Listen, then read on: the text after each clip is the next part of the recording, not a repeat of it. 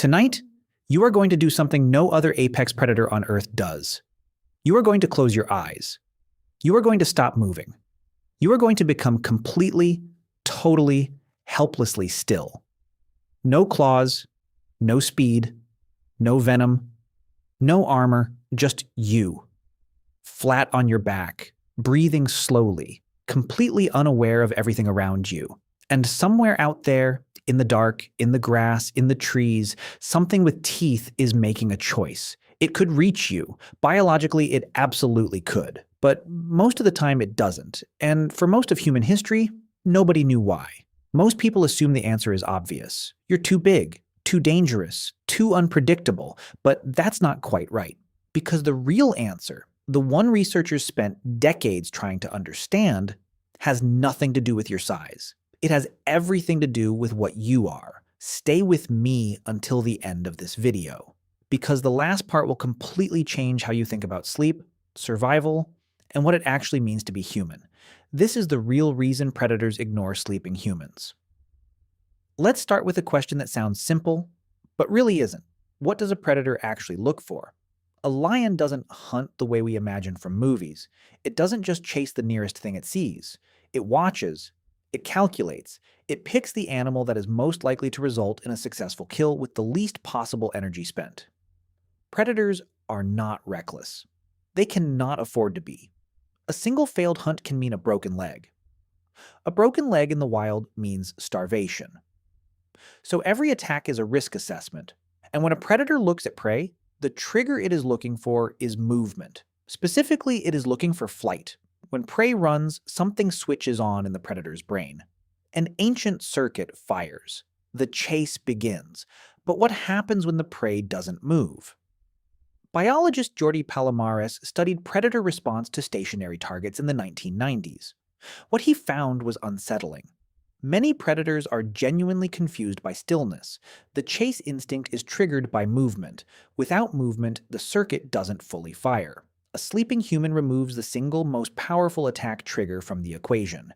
You are not fleeing. You are not signaling panic. You are not behaving like prey, and that confusion buys you time.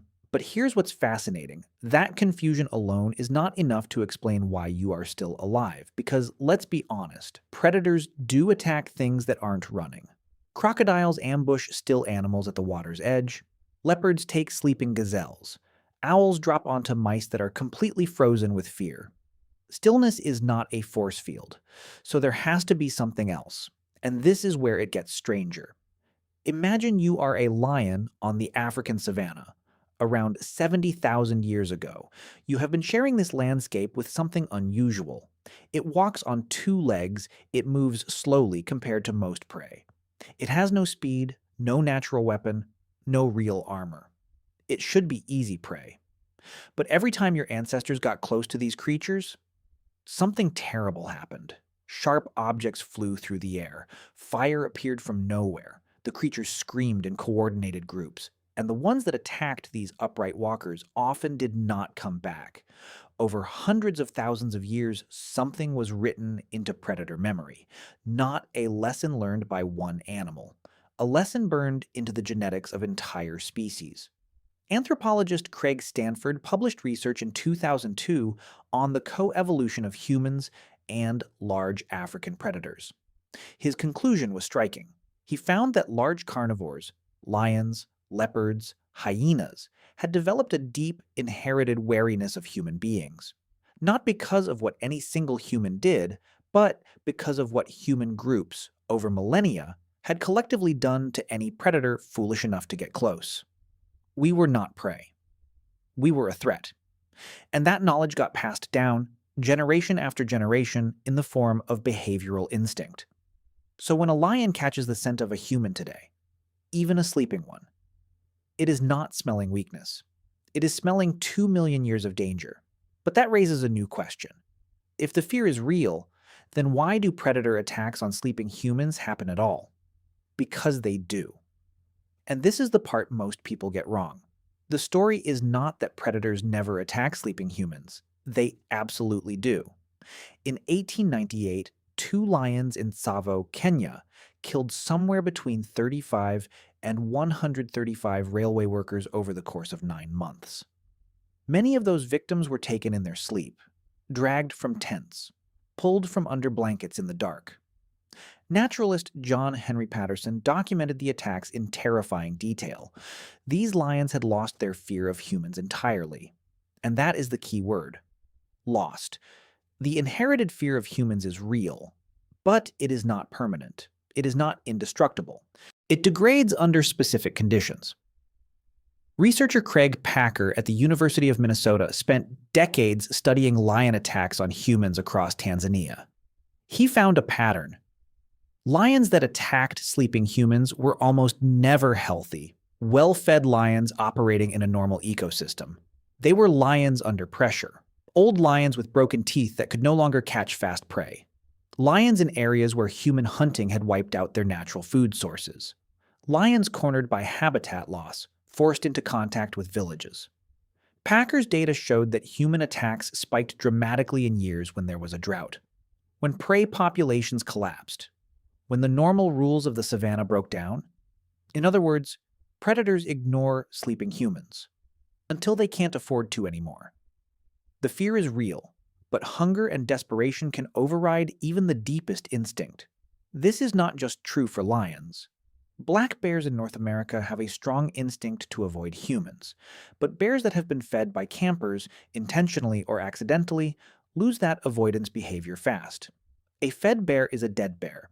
That phrase exists because once a bear learns that humans mean food instead of danger, the inherited distance disappears. Researcher Stephen Herrero at the University of Calgary spent 30 years studying bear attacks. His finding was clear. The vast majority of bear attacks on sleeping campers happened in areas where bears had already had repeated, non-dangerous contact with humans. The attacks were not a sign of natural predator behavior. They were a sign that the natural predator behavior had been erased. So what does this all mean for you? There is something even deeper happening here, something that goes beyond big cats and bears.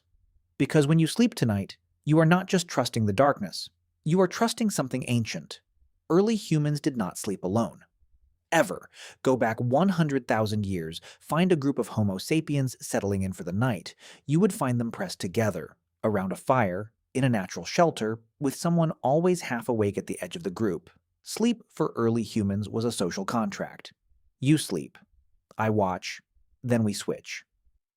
Anthropologist David Sampson at the University of Toronto studied sleep patterns in modern hunter-gatherer groups in 2017. He looked at the Hadza people of Tanzania, one of the last true hunter-gatherer societies on Earth. What he found was remarkable. In a group of 33 adults, there was almost never a moment during the night when everyone was asleep at the same time. At any given point, between 1 and 8 people were awake, moving, alert.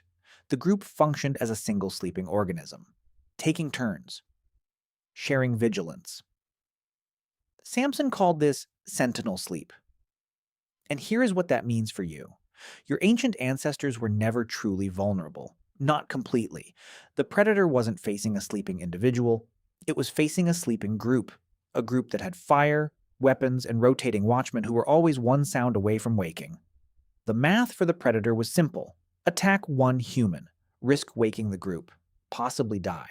Leave the sleeping humans alone.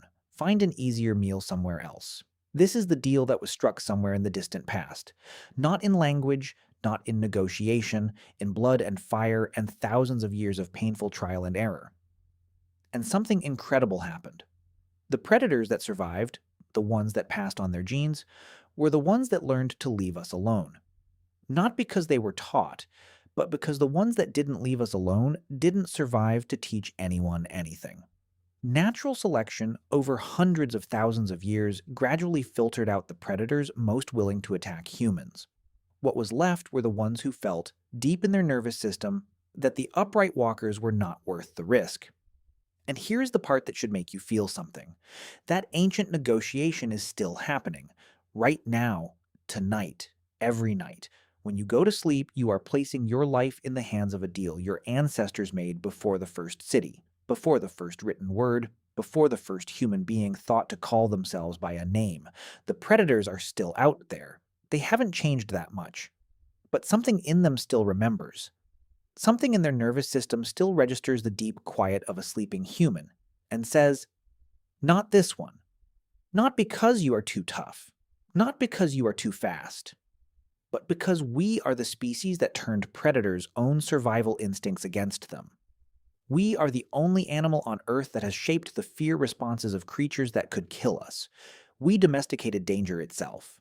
And every night, when you close your eyes without a thought, without a weapon within reach, without anyone standing guard at your door, you are living on the interest of a debt that was paid in full 100,000 years ago. Sleep well."